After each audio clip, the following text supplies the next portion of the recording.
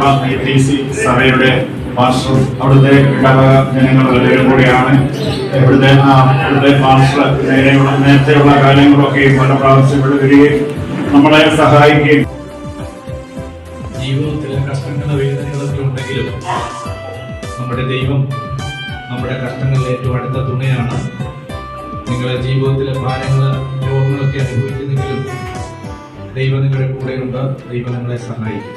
ഇതിന്റെ ചുമതല വഹിക്കുന്ന പ്രിയപ്പെട്ടവർക്ക് ദൈവം കൊടുത്തതായ ദൈവ സ്നേഹത്തിനായി ദൈവത്തിന് സ്തോത്രം ചെയ്യുന്നു.